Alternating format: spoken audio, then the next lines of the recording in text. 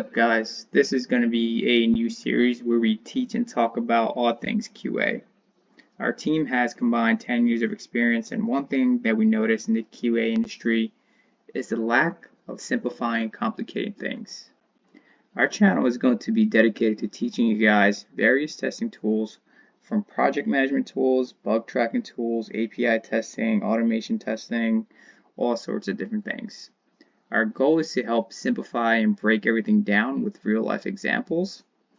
So this first series that I'm going to do is just going to be an introductory into QA, like the different kind of logic that goes behind it. So these videos will help you understand the logical part of it and the basics of QA and what is composed in it in a real life environment.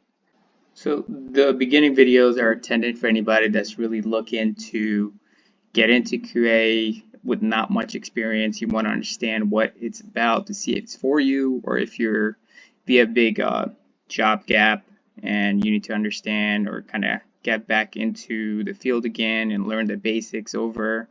The first part we're going to do is going to be all about manual testing.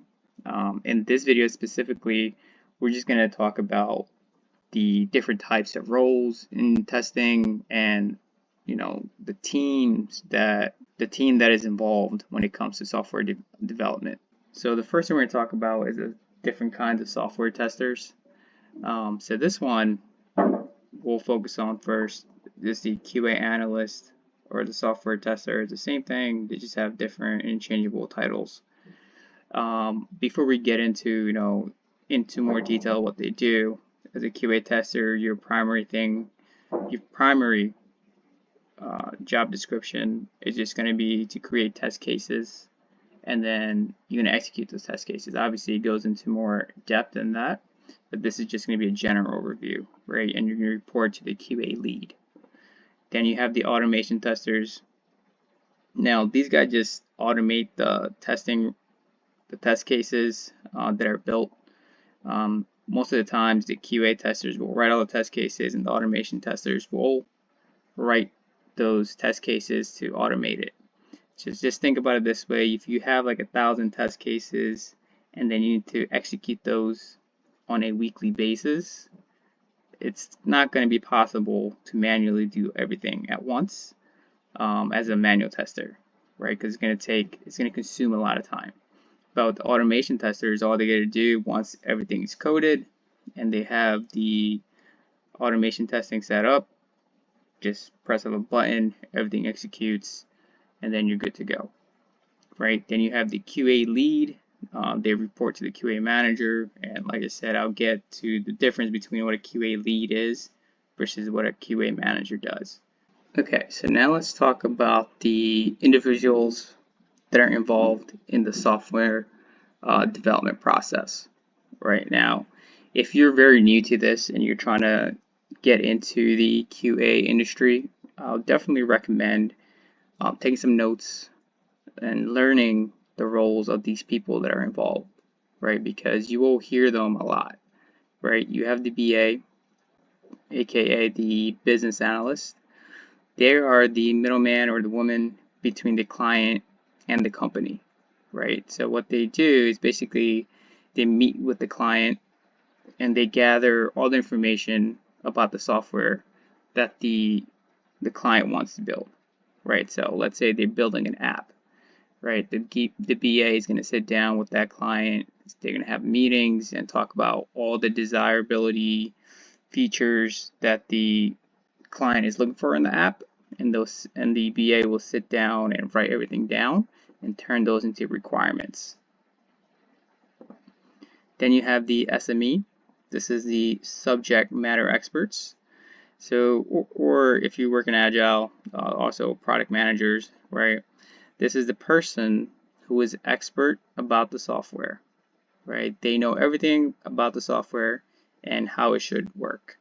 If a team member is not sure about the functionality of an application, they usually go to the SME and then they sit down, do a meeting, and then get their questions answered, right?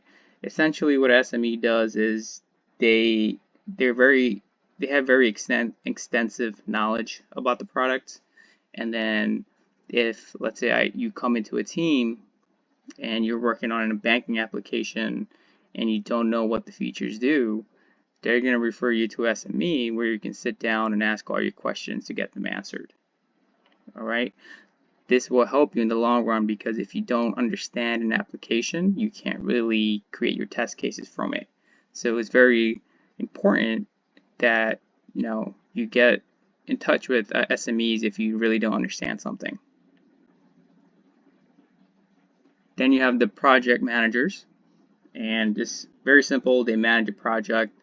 They're responsible for ensuring consistent reporting, risk mitigation, timelines, and cost control. Right. So this is like in project in your development team. This is the head honchos basically. Then you have the developers. Now they're the heart and soul of the software development. These guys are going to be the ones going to write the code and develop the product, right? Then you have the QA managers, and kind of going back to what I was talking about before, the difference between a QA lead and a QA manager, right? So the QA manager is responsible to oversee the entire QA department, including setting policies and procedures, allocating resources, and budgeting, right? They collaborate with other departments such as product development and marketing and ensure QA is, integrated into the software development process. They develop and implement QA strategies and processes. They manage and evaluate QA staff and report the performance of the QA department to senior management, right? If there's any issues, usually with the QA team, you're going to go to the QA lead first as a QA analyst, and then if they can't solve it, usually they go to the QA manager, right? Most of the time, the QA managers are going to be in meetings all day. If you work in a bigger project like I do currently, most of the times you have very minimal interaction with the QA manager, right? But the QA lead are most of the time they're going to be free for if you have any issues. Now, the QA lead, like I said, the difference is they lead a specific QA team, right? Including assigned tasks, mentoring team members, and tracking progress. They develop and execute test plans. They identify and mitigate risks, and they report the performance of the QA team to the QA manager. So they'll anytime you come into a new project and you're creating a new test strategy, test plans, most of the time the QA lead will take care of that. Now, not every job you go into will have both of these roles. There are some jobs that just have a QA lead who essentially performs everything here that you see as well as all this here. Because if it's more of a startup, it's a startup company, they're going to have all the resources to hire managers and leads and QA testers. It will most likely just get a QA lead. But if you're in a bigger, larger project, that's where you'll see more of these roles come in, right?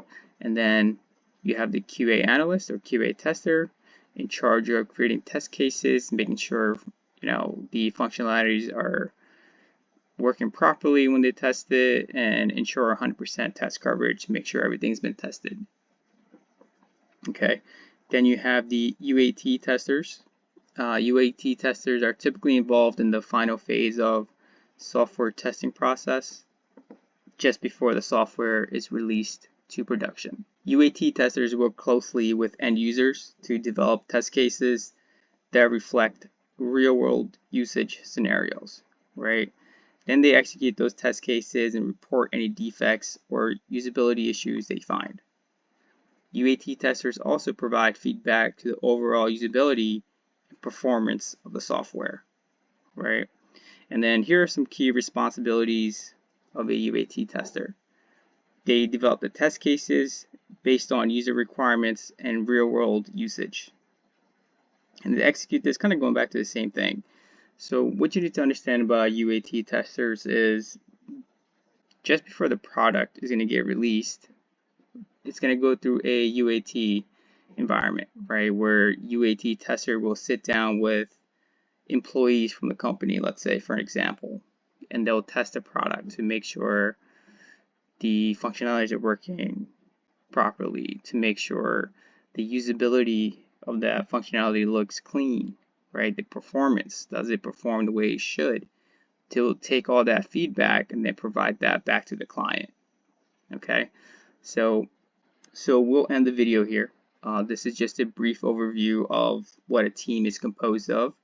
This is just the first video of many that are to come that's going to explain to you the different aspects of manual testing, and then we go into the more complex stuff. Thanks for watching, guys.